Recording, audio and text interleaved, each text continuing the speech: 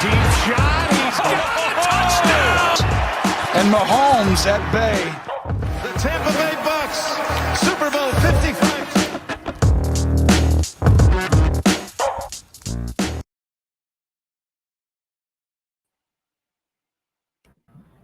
Hello and welcome back to the Bucs Banter Podcast. I'm your host, Collin Hallboom. I am joined by an assortment of regulars here this evening. We've got Scott Capron at Captain Ron on Twitter. We've got Bo Dan Yard at Bo Knows Ball. And we've got our most regular recent visitor who we're super pleased to welcome back to the show. He can't get enough of us, and we can't get enough of his X's and O's. That is Josh Queipo of Pewter Report. Great to have you all with us, gentlemen. And it is Wednesday evening, but it feels more like a Monday for me. And before we get started, though, I got to just send out our thoughts and our prayers to all those who are going to be affected or have already been affected by Hurricane Ian. I know Fort Myers, Florida, has already been hit pretty hard, along with other areas there. So, and that there's going to be a lot of people beyond Florida as well who will be affected. So, thinking of everyone, stay safe, please. And just wanted to get that out of the way before we get talking about the Tampa Bay Buccaneers. For sure. I feel like there's one more thing we need to get out of the way before we start talking about the Tampa Bay Buccaneers too. Our 100, Josh. Yes, thank you. Yeah. I mean, our loyal host, our fearless leader, got married over the weekend, and I mean, what a time! Yes, absolutely. Bowden, one of the groomsmen. I was lucky to be at table 9, arguably the best table in the whole place. Big time. Inarguable, if you ask me, to be honest. But seriously, what a wet. I sat Scott with Simeon Rice at table 9. Yeah, He put Scott at the top of the route tree. That's right. Yeah. Only place to be, Josh. But seriously, boom. I mean, a formal congratulations on the pod, and wow, what a day, dude. Yeah, that Thanks, was buddy. quite the day. Bo flew in.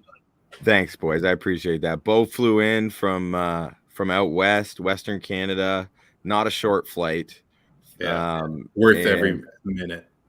And he brought the heat, man. He came ready to play, which was a great tribute. And Bo flew back for my bachelor party like less than a month ago as well. So major shout out to him. Scott made the drive too, so that was appreciated. Yeah, that's true. I made that 15-minute trek no problem at all. No complaints. Hydrated. You know how it goes. Bo also had a 9-month-old on his flight or with him, so even more points. That was fun, but It was a good day. Not many people thought I could keep the sports references during my speech as low as I did. You guys give me some credit for that. What was like NBA, maybe one NBA, one NFL reference in my speech? I mean, my favorite one, Josh, one of our buddies, one of Collin's groomsmen, bit of a gamer. He might actually log into the comments, and Collin said he spends more time in front of a screen than John Stockton, which, I mean, I definitely gave the biggest laugh, Collin, like an embarrassingly loud laugh. Like it was good. You know what I mean? I gave it like A+, out like honk laugh, but it was really good. So, that was did you go full cliches? Like I'm just trying to take this one marriage at a time. Kate would have rolled with that. I'm Yeah, sure. she's good. Yeah. So my wife is very much like that. So when we got married, this was many, many, many years ago, the priest is literally going through the vows, and I just start like I cannot hold the laughter in because I was thinking of something. So finally, my wife Jamie, she goes, "What?" And I just look at her and I go, "You're gonna make a great first wife." And this is literally at the altar, right? Oh, so she starts losing it. The priest is trying to hold his composure, and that is why she is so amazing. So, Yeah. Oh wow, that's great stuff. Seriously. That's great material. All right. Well, great opener. We got a little personal, and there's nothing wrong with that. We do got to talk about the battle of the bays that went down between Green Bay and Tampa Bay. And I'm going to be fully honest. I mean, again, this was within, 40 hours of my wedding. So I wasn't able to focus as much as I normally do. There were no notes taken on my part. I enjoyed it as a fan. I took the week off of Bucs game day. There was no writing coming from me. We didn't podcast last week.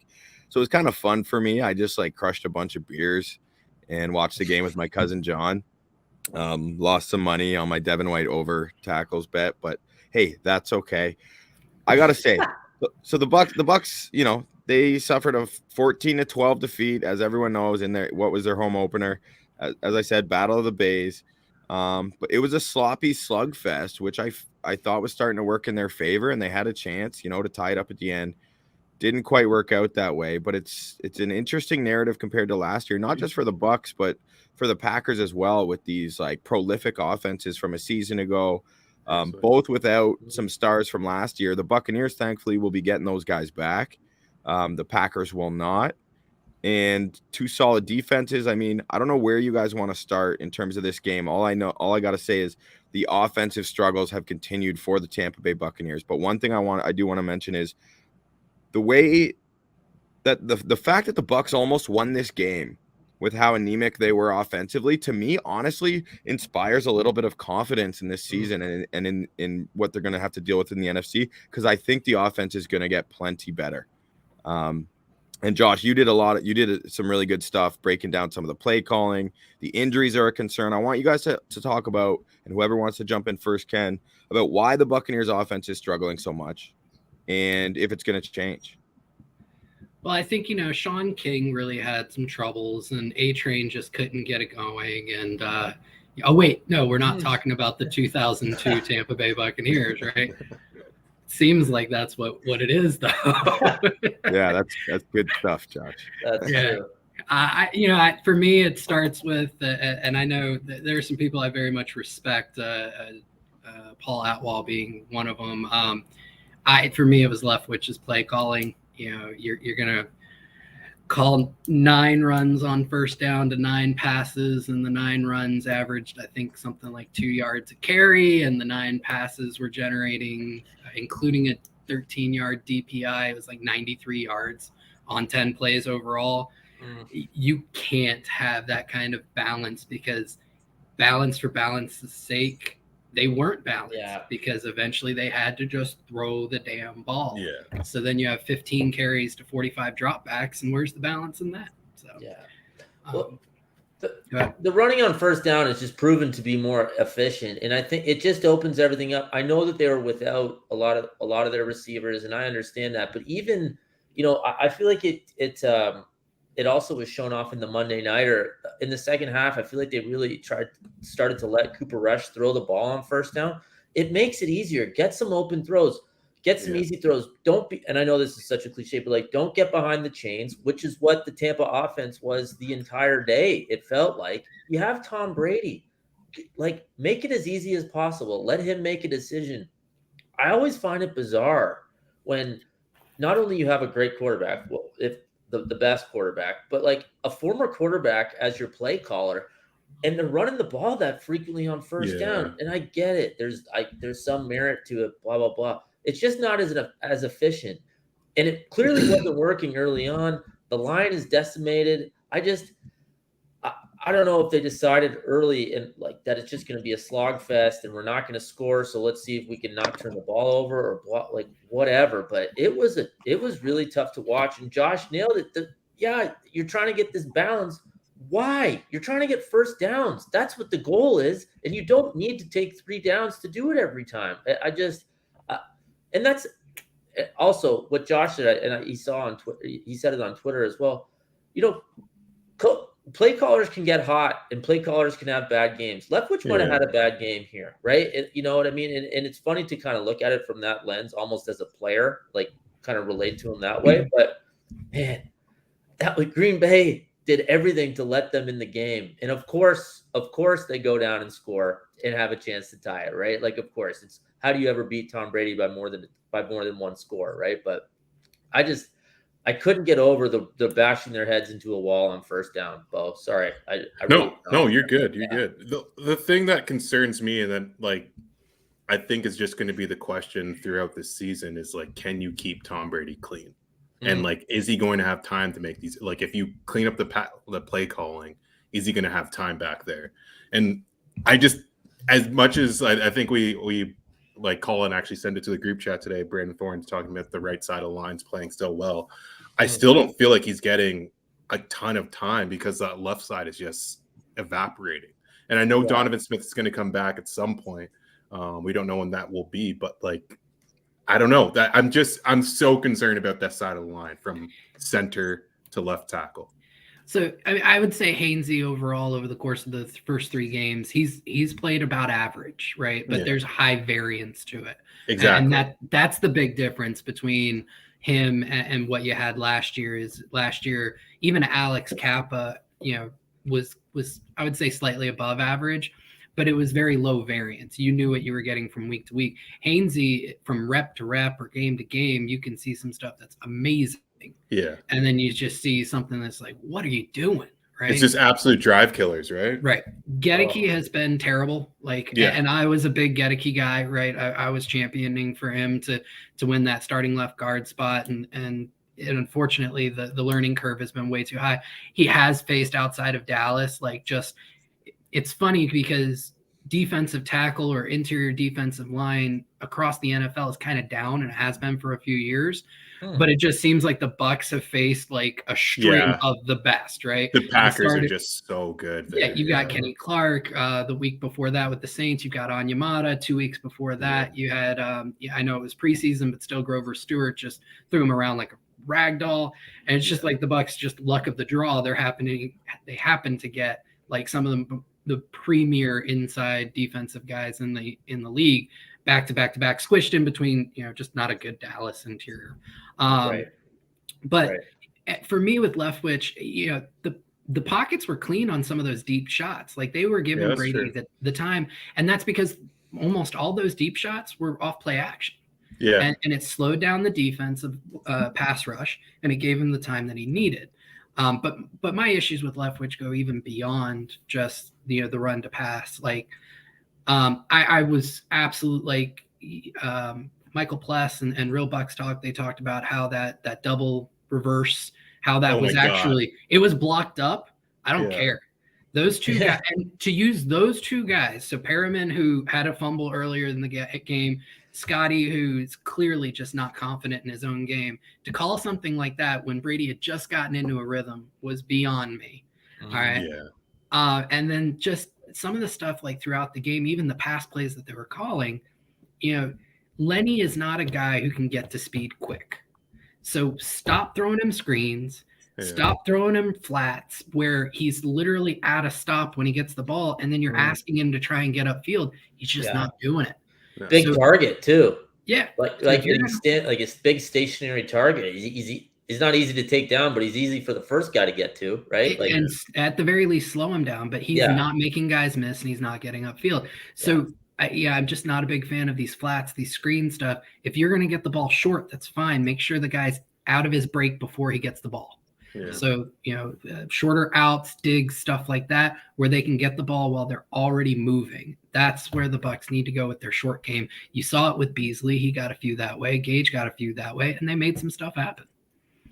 So we're all in agreement then that I think that the play, and Josh, you had a great Twitter thread kind of breaking it down a little more specifically, some of the things you hated about the play calling. And Leftwich's reign as the offensive play caller for the Bucs, they've won a Super Bowl, so I think people are quick to forget, but there's been plenty of ups and downs, and you talked about the lack of consistency in some of these young starting O-linemen, mainly Hainsey, and I guess Gedeke's been consistently bad, but Leftwich has been very inconsistent himself and kind of hard to pin down a philosophy, and I wonder how much of his play calling philosophy is a trickle down from the head coach. And I'm curious, Josh, in particular, if you think because I'm writing down a couple things, like what's leading to this peculiar sort of offensive play calling, play designs. Is it because of the injuries to the playmakers? Are they trying to kind of be a little more run heavy simply to protect some of these young O-linemen? They think they're better equipped to perform as, paving the way in the run game?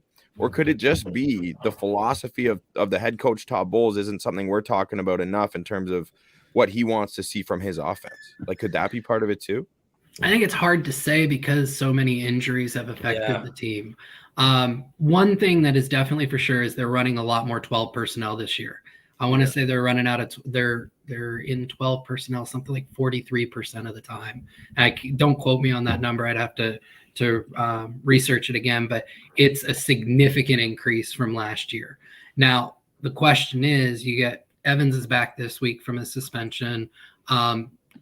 Bowles said that Julio could have gone last week, but they were trying to play the long game on him. So you'd figure he's probably going to go this week. Godwin was a limited participant in practice today. So what happens when you have these guys back, all of them? Do we see them go back to 11, or do they stick with kind of a 12 approach? And I think at that point, when you have all those guys back, then you can kind of say, all right, this is a philosophical change from one leadership group to another, specifically going from Arians to Todd Bowles. Yeah. And like, just listen to those three guys that you named, right? Like, it's Mike Evans, Chris Godwin's, and what appeared to be a rejuvenated Julio from that Dallas game, right? So, like, obviously that was an ugly game against Green Bay. You want to beat them. You want to beat a good team. You want to win your home opener, all that.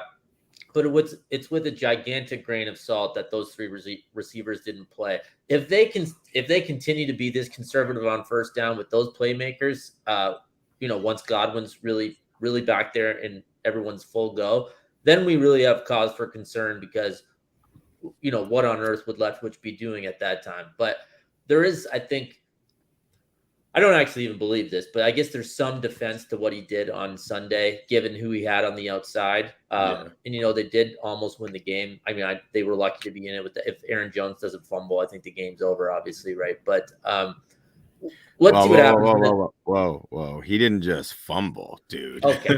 Yeah, we're going to get to that. Yeah. He got fumbled. Yeah, he got okay. If he scores, then if he scored. I know. Yeah. Well, you got to remember, though, the Bucs also had 2 fumbles of their own that they lost, and both on drives where they were moving the ball. So, for sure, I get what you're saying there, but like the Bucs offense did move the ball. That's the thing, despite some questionable play calls. Like, let's go ahead and run it on 2nd and 20 or 1st and 20, I think it was, and stuff like that. They still were able to move it, but they moved it through the air. The running game got nothing. Mm-hmm. Yeah. Do any of you guys think, like, you guys saw the clip of Brady's finger, right? Like, that's his ring finger on his throwing hand, and it looked huge. And I'm like, that's got to affect you a little bit as a passer. And I know Brady still dropped plenty of dimes, but I mean, another week for him. Hopefully it's healing up and like getting those guys back. I mean, the Bucs are still 2-1. So we're sitting here kind of harping on what's going on with the Bucs. They're still 2-1, and their defense looks so damn good. But you can. They're a Super Bowl contender, man. You're allowed to harp on them. This isn't the Raiders, right? Like, I'm not trying to be. I don't mean to. I know you're just being positive. You're being positive, and you're not even wrong. But like, they won't do anything if they look like that offensively. I think what Scott's trying to say is process over results. Yeah. Yeah. I'm not like trying to I've literally scripted this portion of the show to talk about all these things they're doing wrong, boys. Like, I'm not denying it here. No, but like, I just would have liked to talk a little bit more about Vita Vea at 347 pounds dropping into coverage and making a play over the middle. Like, he looked like prime Jamal Adams there.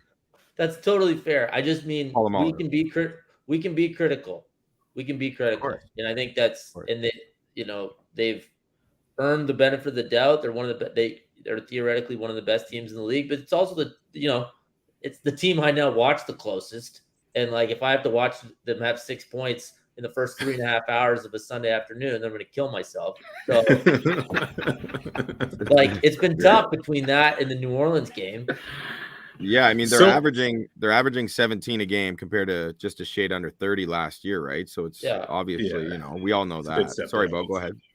Well, is there like ever a snap where you guys are like, oh, Scotty Miller's out there, this should be good? Is there like honestly at this point, even Cole Beasley, I was like, oh, that's a way better option. Yeah. When Cole Beasley caught that pass, I was like, oh, that's nice. Like, someone caught the fucking ball. The little white guy caught it. What the hell's going on? Yeah, we're not used to seeing that. Yeah. I think like between that and Brashad Perriman, I was just like, why is this guy on the team? Like, what are we doing here? And I just can't imagine that he's going to get any snaps when even when Mike Evans is back, is like, why is Scotty Miller going to be out there? I think Josh hit on it. Like Scott, he looks like he's got the yips out there or something, man. Zero confidence. Yeah, I think part of it's also like he's being forced into a role that it's not for him. Not him. They're lining him up as the X on basically Brady's backside a ton.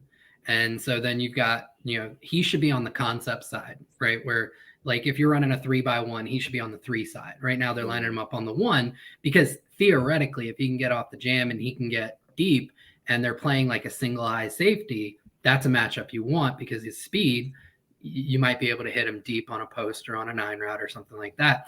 But he's getting bodied at the line of scrimmage. And then when they try and have him run some of these other routes that Evans runs, like a deep comeback or a curl, he can't stand up to these bigger, more physical corners. You saw it on one play where he actually caught the ball really well, but Rasul Douglas basically caught him in the air, held him like a little baby, and then threw him down like a bag of groceries, right? Yeah. And it's just not what he's there for, or not what he does well. But then I remember a little bit later in the game, they had him on the concept side, and he cleared out for Cam Brate on that sail concept. I'm not sure if you guys remember when Brate ran that deep out route and Brady hit him on the hole shot against cover 2. That was Scotty was clearing out the safety on a deep post, and that's what he does really well. So it's about the injuries have forced guys into roles that they're not suited for, and Scotty has been the biggest victim of that. So when you get Evans back, there is a role for Scotty that he can play fairly well. At the same time, he has got to hold on to the ball better. Like that. And I've been the biggest Scotty apologist. I just don't trust him at this point is basically what I'm at. It's just like between Brashad Perriman, Cole Beasley, even Jalen Darden, I'm just like, what does he do that's better than those 3? Well, Darden, he every time he's been out there, he's been pretty good, other than when he forgot that he was supposed to be coming across the formation for the pop pass, and Brady and Lenny both had to yell at him, dude, get in motion. Sorry, I just have PTSD here because you said Scotty and clear out, so it reminds me of playing basketball with Collin.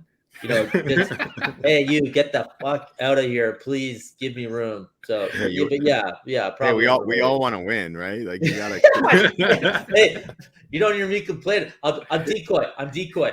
Yeah. Hey, and you know what gave me PTSD was hearing these two words put together, Cam and Brate. I'm done. I'm sick of it. I've seen enough of Cam Brate. It's been 9 years or something. Okay, I know he went to Harvard. That's cool. I know he has good hands. I know he knows the offense. That's cool too, in theory.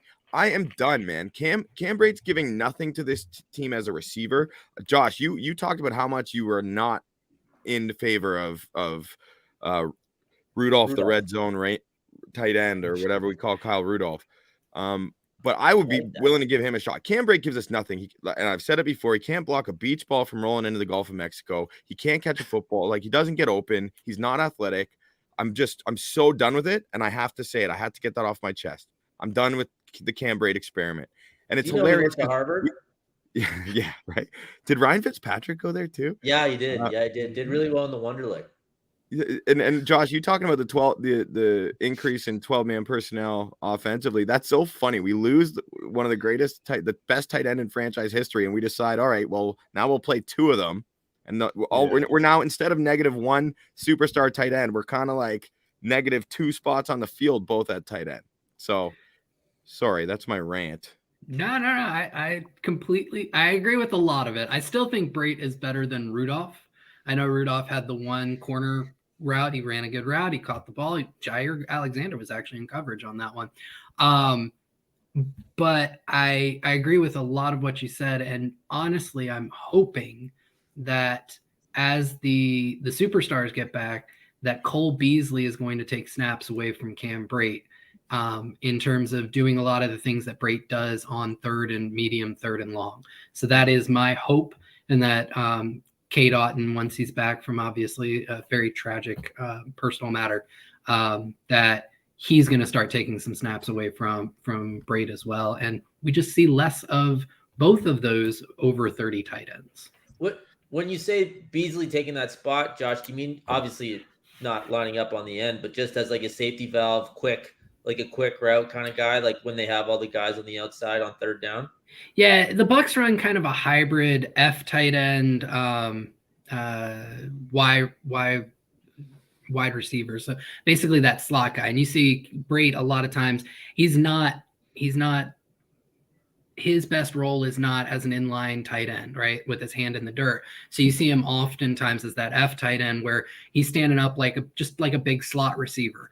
And but because he doesn't have vertical speed, he's not running routes like Godwin does out of the slot. So if you've just got a guy you're going to put in the slot and not line up on the line who can't block to begin with, and you just want a sure pair of hands, Beasley fills all of that. You can do all of that with Beasley. You're just going to do it with a much smaller body. And so that is my hope, is that when you start seeing those concepts and those personnel groupings, that Cam Brate's snap count is coming down, and you see that those snaps eaten up by Otten in line or Beasley when you get to third, medium, third, and long. A little peripheral positive angle here to take on the Beasley signing, as well as I'm hoping that he can teach a thing or 12 to Jalen Darden about kind of being able to operate as a potentially like a sneaky little slippery slot receiver in there, because I think Darden needs some tips on how to get open, how to read his zone, because he's incredibly athletic and has all the tools. Like, it would be interesting player to learn some tricks to trade from. Sure. I also think he has some theories on science he could probably teach. Yes. Yeah. Moving on. As soon as Beasley was mentioned, I was like, I gotta get this in. Yeah. I want to, like, the scientifically proven TB12 method clearly works, improves the body and the mind, they say. But today or yesterday, I can't confirm which day, but I listened to it today. Rick Stroud was on the Rich Eisen show, and he was talking a bit about the Brady situation, and he was pretty like outspoken and kind of saying like Brady is not himself. Clearly, he's dealing with family issues. His family was there. Giselle wasn't in Tampa. He insinuated that. He didn't outright say it. And he was just like, I haven't seen Tom Brady smile in a long time. And I'm just curious, like, it's hard from our vantage point, but do you think any of these struggles could potentially have anything to do with, the rumored drama or whatever's going on behind the scenes with Tom Brady? And have any of you guys noticed him being a little more irritable or anything like that? Like, is Rick Stroud saying something there or saying nothing on a main stage?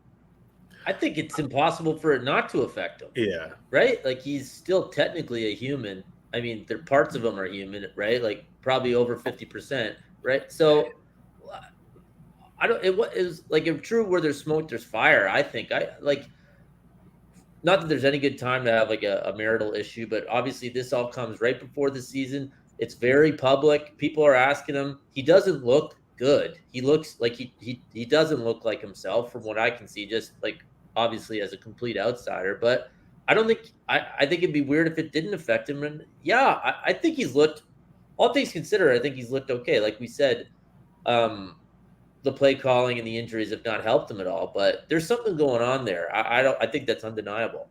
Yeah, it's tough to speculate, but I would say he's definitely more irritable at the start of games. I feel like at the start of it, especially the last 2 weeks, I feel like whenever there's even the first game of the season, I feel like whenever the offensive line does something that just like gets him sacked or gets him hit, or like something goes wrong on a play, you see him just like laying into someone. And not to say he doesn't do that. He hadn't done that before, but I've noticed it at the start of games in particular, and he gets better as the game goes on. But yeah, there's obviously something going on, but it's tough to speculate that, it's because of so-and-so and such and such. But yeah.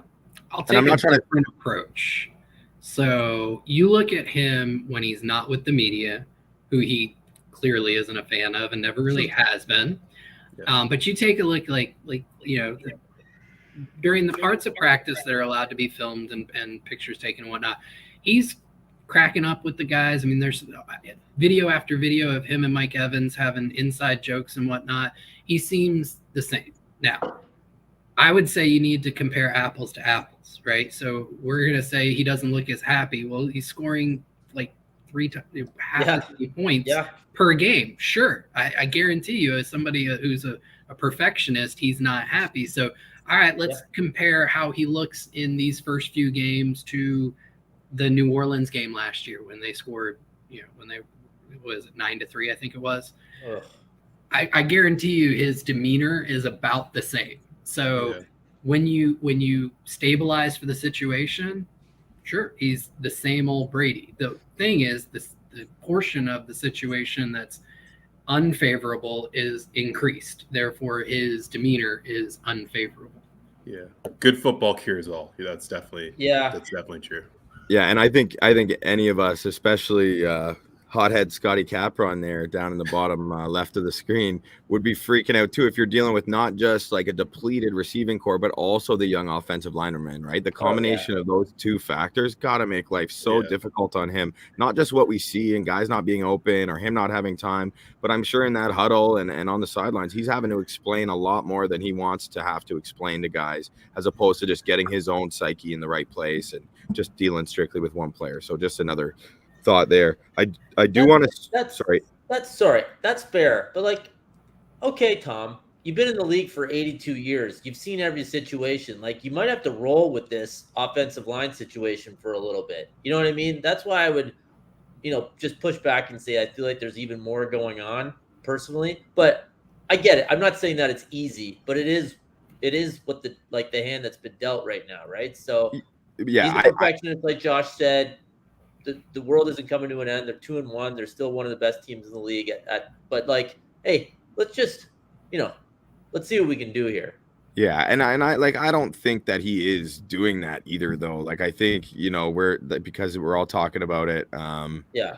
So I think that's just kind of what's being talked about. Rick Stroud mentioned it, so I thought I would bring it up. But like, Tom Brady's always been yelling at his old lineman. I like that. It shows he still has the fire in him. Like, there's nothing wrong with that to me. Fair. He was yelling at Ryan Jensen. Remember that Chicago game like last year? He's all on Ryan Jensen's business. Or was that 2 years ago? Anyway. But Collin, think about similar athletic ability and just competition levels is when we go and play golf, and we get the text from we each get a text from our wives saying, "Have fun, don't rush home." How much freer are we swinging that day, bud? It's a lot different than when the clock's ticking as soon as we leave the house, right? Just throwing that out there. Really strong comparison, actually, because that feeling speaks to me. It's a whole nother ball game. Now, before we tee up this weekend's massive matchup and the next leg in this gauntlet for the Buccaneers in this early part of the schedule, their matchup with the Kansas City Chiefs, I do want to just kind of check in on the defense because, a little bit of doom and gloom talking about that offense, but my God, it couldn't be more of an opposite situation here for what the Buccaneers defense is doing, holding teams to a minimal amount of points. The secondary is playing lights out. Josh, what is the most positive aspect? Is it the secondary? Is it the play of someone in particular? Is it the scheme, the execution? I want your take on why this defensive group looks so special through the first 3 weeks of this season. There's no one thing. It's all of it, right? So we'll start with the scheme. So Todd Bowles, he's really leaned into this too high look. You're seeing a ton of cover 2, cover 4, cover 6. I want to say, and so he's scaled down like the man coverage. They're running cover 1 12% of the time for the season so far. They're running cover 3 about 36%. But then when you look at like 2, 4, 6, those three combine for almost half the snaps. And that's a big change from last year and years past. So the scheme has changed. And I think a lot of it goes to he's got a defensive backfield that he really, really trusts to execute those assignments. So that's huge. And they're balling out. Winfield he's a top 5 safety in the NFL. Oh my God, right now. yeah. The play in the slot is phenomenal. But even like when they go to base sets, when they've got a 5-man front and he's in the backfield again, he's making plays back there. Logan Ryan, I think, is creating a huge boon for them in terms of communication. Mike Edwards is playing like his hair is on fire. He had a rough start to the Green Bay game with some Go ahead. Josh, that's kind of messed up, bro, because it kind of looks like his hair's on fire. Yeah, I was gonna say his hair might actually be on fire. Yeah. Like that was really clever. I wish I could take credit and say it was on purpose. It definitely wasn't. But like he had a rough start to the Green Bay game in terms of a couple missed tackles, a couple of overrun gaps, but then he locked in and he was running the box like he was Jordan Whitehead. I mean, 13 tackles, he was everywhere. And then of course the play on the outside, Dean is locking dudes down. He's the best corner on the team right now. He's outplaying CD3, and that's no knock on CD3, right? So just all of them are doing an amazing job. Levante looks like Levante again, maybe a step slower, but the processor's so good you don't even really realize it. Devin White had his worst game of the season, and it was not good. He had a bad game in Green Bay. That first drive should not have been a touchdown for Green Bay. And if you remember the smoke route to Randall Cobb, and he did that little spin move, and he got upfield, I think it was for like 13 yards, and Devin White just overran the hell out of him. And he allowed that. And that's unfortunate. But with that said, he had 2 great games stacked in before that. I will readily give him that. And you hope to see more of the first 2 games going forward. And then this week was the best week for the defensive line, I think, since the season started. So you really saw kind of everything come together, especially in that second half. Green Bay couldn't do anything. And I mean, they're playing against a good old line too. If we're going to just stick with that D line for a minute, without Akeem Hicks, like, was there anyone in particular, or was it just a good group effort? Hall and JTS both showed big. I mean, it was a coming out party for Hall. Yeah, he did a great job. I mean, he flashed. So he's got a swim move that he really likes to do, but he did a couple of really gnarly swim to spins, and the second one is the one where he landed that sack to kind of end Green Bay's offensive day. His nifty agility for his size is kind of sick and twisted. Like, if he puts it together, we're seeing flashes. By God, like you know, you get excited about that for sure. And then, did you think Tryon Shoyinka showed a little more? I know, like, he's not necessarily getting there yet, but I saw Brandon Thorne, for example, the trench goat, as I call him. Yep. He highlighted a play by JTS where he put a phenomenal move on and laid a smack. You probably remember the play, obviously, where he sent Rodgers to the turf. He got the throwaway, but still, just another promising step if he can start to play. Because Shaq Barrett's had a great start to the year. It was an inside move. I think it was a club rip, I think. And that sounds about right. Yeah. And that's the big thing with JTS. Last year, he's just trying to run around dudes. He was trying to use his speed. And with that club rip and with another inside move that he pulled in the game, you're seeing him get more comfortable with setting up the outside and going to the inside. And that's going to be a huge, huge elevation of his game. One of my groomsmen is also like masterful when it comes to the club rip. His name's Sam. He's just awesome at it. I knew something was coming there with the club rip. I could have guessed that one. So Logan Ryan, though, he's making plays in super limited opportunity. I just like you brought up his name, Josh. Like, man, this guy's making plays. Like, that's exciting. Like, when you have all these guys, you can't get them all on the field, but they're all performing. That's when you really get something special. So I don't want to jinx it, but secondary's looking great, as you said, man.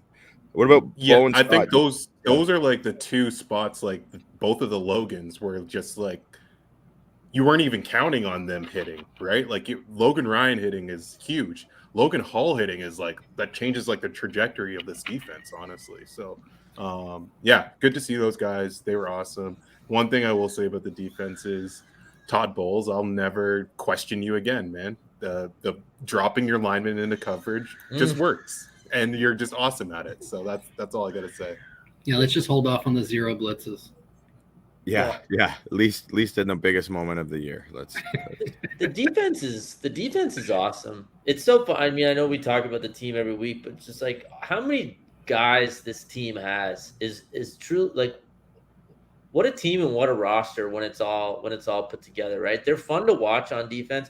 Josh, I mean, Devin White doesn't know this, but he is actually the adopted son of the three of us. Are you as big a Devin White guy in general as, because he takes up most of our lives just discussing him. Where are you on White specifically?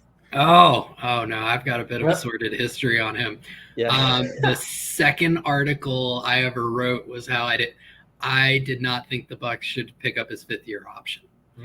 And that day he went on Twitter. I guess there was the story got some good reads. Like we did good traffic on it. Then all of a sudden you see all this discourse on Twitter, and then you see Devin White go on Twitter and say like he wants to. What was it? He quote tweeted a guy from the Loose Cannons podcast and basically said that he wants to feed a bunch of dicks to the people who are counting him out. And I was like, oh, that's great. So wait, was this Devin White, or are you reading Collin's wedding speech?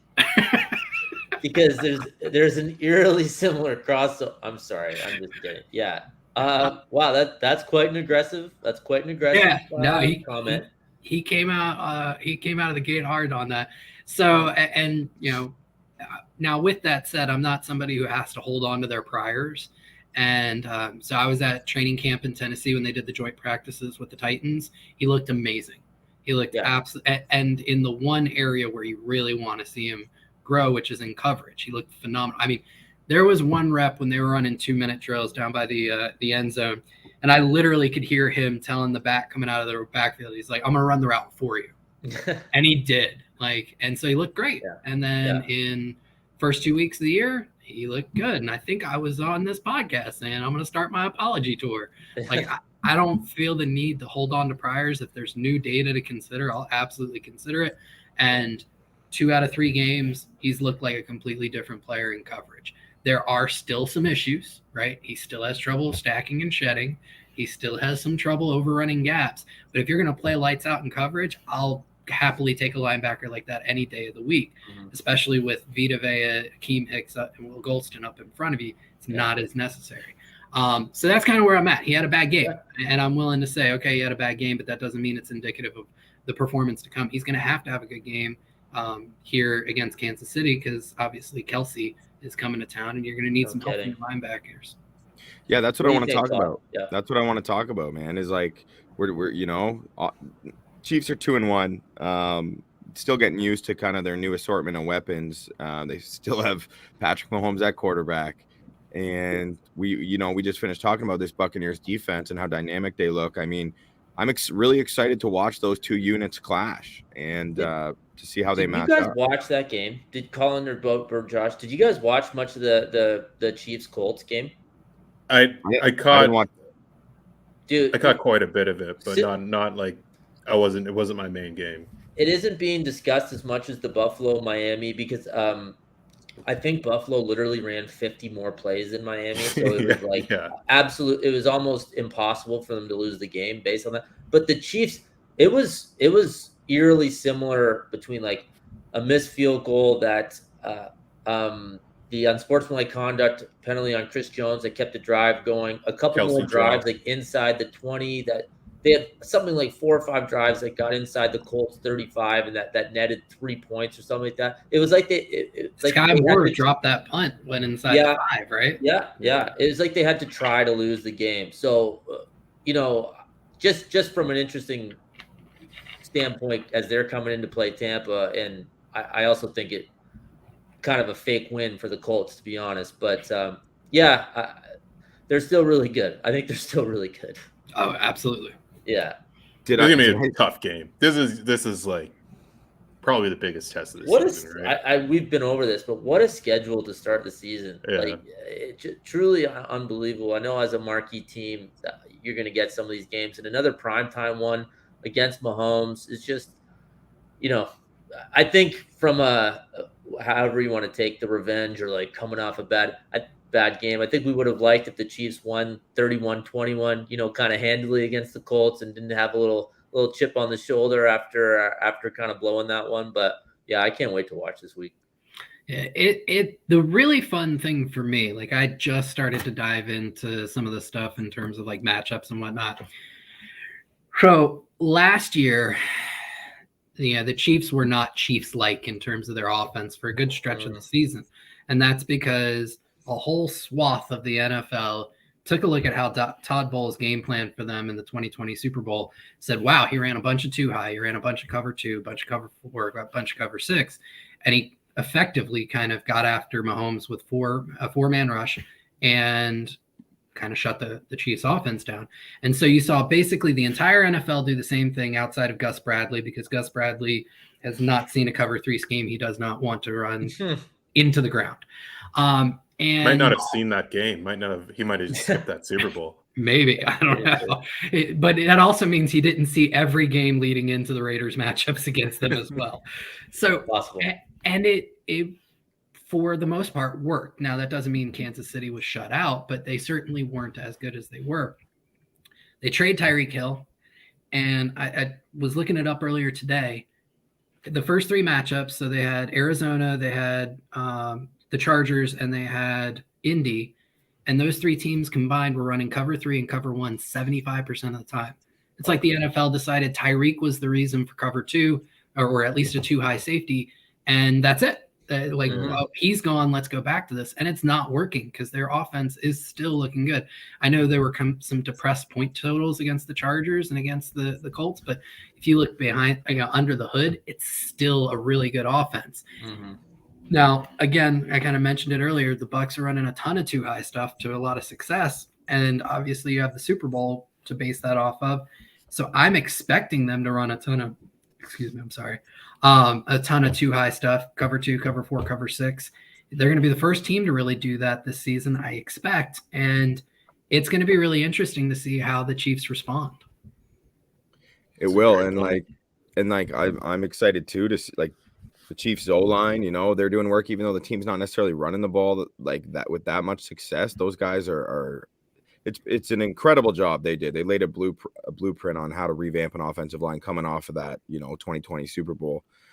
Excited to see the matchup in the trenches on that side, like with how they can handle the Buccaneers pass rush, a group that, Shaq Barrett, I saw John Ledyard tweeted today, not your typical guy to put up bulletin board materials. Shaq Barrett.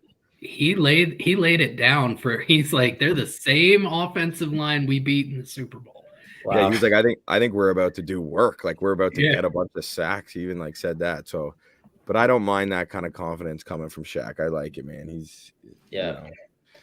the Chiefs defense has been better too. Like, just as another thing to keep our eye on going forward. It's not going to. I don't think they're just going to have to win shootouts like they've.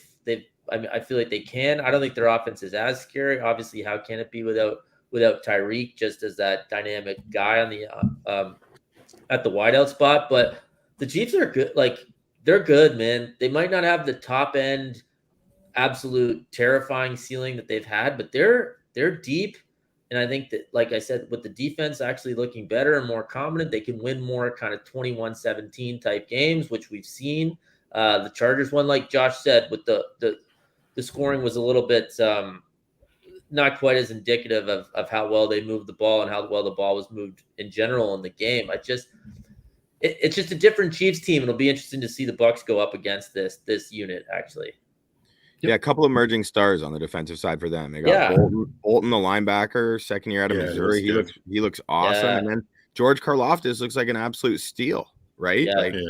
He really fits along that D-line well. So, and then of course, anytime you have an offensive genius versus a defensive minded head coach, Todd Bowles versus Andy Reid, that's always something I'm really excited to watch. So, and it certainly, 2 years ago, that was just quite the up and down relationship between those two on the sideline. So, at least in terms of how they manage their pawns per se, whatever you call 2 people playing chess, I still don't know the rules. Chess master, maybe. Yeah. You're in and around it, I think. Yeah. You know what I mean? Like, we can give it to you. Yeah, thanks. You're good. Thanks. We measured and you just got it. So yeah. There you check. go. Great. Yeah. Yeah, I think from my standpoint, I mentioned the kind of the schematic stuff. Yeah, and it's another tall task for Gedeke and Hainsey on the inside. You got Chris Jones. Oh yeah. So, and that's going to be a big part of how well this team's going to do. And you had mentioned Nick Bolton and Willie Gay. They've got some good linebackers. I don't see the Bucs running the ball well. So are they going to just lean into we got to pass to run? And I think if they do that and you set yourself up in 2nd and 7, sure, I'll go with a 2-to-1 run to pass ratio, but you're running on 2nd and 3. If you're running on 2nd and 3 and 3rd and 1, I'm fine with that because that's what Lenny's on 1st and 10. That's what Lenny's built for. And we're all in agreement on that. We've been harping on that since we started this podcast for sure. Like dating back to last year, a little more creative, a little more motion, way more play action. And you know, when they started throwing the ball on first downs last year, it paid immediate dividends. And utilize a little more play action. So you want to see that. Aaron Judge just hit 61 against the Toronto Blue Jays. Oh no! After the Jays came back too, right? Yeah. Did they make it 3-3? That sucks. But also, Josh, what you're saying in 2nd and 3, what they can call is infinitely more than what you can call on 2nd and 8, and how much of the field the defense has to actually to be worried about at that situation. So, you know, we're getting Evans back. Hopefully Julio's back. It's going to be a different – I would be shocked if they aren't more aggressive because, like I said, I know I said that the Chiefs' offense isn't quite what it was, but it's still good. Tampa has to go into that game knowing they got to score 30, right? They got to get to 31 or 30, whatever the case may be. So, you know, getting those guys back, hopefully we see a more aggressive Leftwich and in a fired-up Brady. I'm sure we'll see a fired-up Brady. I'll say this. I don't know who's to blame necessarily for the super vanilla, predictable, frustrating play calling so far. But I'll tell you what, Tom Brady, Todd Bowles, and of course Byron Leftwich will all be to blame if it doesn't start to change this week because they'll all have had an ample opportunity to voice their concerns and make a concerted effort to change the direction of how they're gonna game plan for this game. So if you ask me, they're all to blame if it doesn't start to change in a hurry. But if the Bucs do manage to come away with their first home victory of the season versus the Kansas City Chiefs, and they're sitting at 3-1, starting to get these receivers back healthy, like, damn, that would be something. Julio was limited but practiced today. Donovan Smith was limited but practiced, and the same goes for Chris Godwin. Most concerned about Godwin. I don't want to mess with him if he's not 100%. Curious with the whole. The report that came out that Julio Jones has a partially torn PCL. I know guy like Rondé Barber's played a whole season with a fully torn PCL, I think, or Brady did last year. Was that his PCL? Was it his PCL or his MCL? I think it was a bigger one than the PCL. The PCL is kind of like that hidden one, like along the back. That might have been the MCL. The one in the back, yeah. Yeah, not on the side or the other side. It's a medical podcast. Oh my god, that's hilarious. Sure is. But all right. Doesn't it feel like the Bucs need a 1:00 game against Atlanta at some point here? Like, that's coming up. I know, but you get the big one against Dallas to start off, like kick off the primetime season kind of thing. Then you have the struggles against New Orleans on the road. That's been documented. Then you're the game of the that 425 game, and then another Sunday nighter against one of the best teams. That's just a lot. That's a big start to the season. Like it's more just something like a bit of a food for thought kind of thing because it's hard to get up for every single game, I think. And that's like a heavy first 4 games. It really is. I think we discussed it when we went over the schedule, I think in August, but it's coming to fruition, I feel like. So we'll see how they respond on Sunday. I don't know about for the Bucs, but I'm assuming Collin's with me. I would love a 1:00 game as somebody who covers the team and has to write articles following the game. And then has to go to work on Monday. Yeah. I would absolutely love a 1:00 game because then I can get to bed before 4 in the morning. Oh my god. I think 4:00 is the favorite window for me. I've learned because 1:00 there's too many games on that I want to watch. So I get to see all the others really play that Sunday ticket, and then at 4 I can zero in, and then the night game. So I agree with you to a certain extent, Josh. But 4 gives me enough time to write something after and enjoy those 1:00 games. Does anyone else have any final thoughts on this upcoming matchup? Anything to do with the Tampa Bay Buccaneers, or any final thoughts as it relates to anything in the NFL right now? Because I feel like I robbed Scott of a chance to do so last week.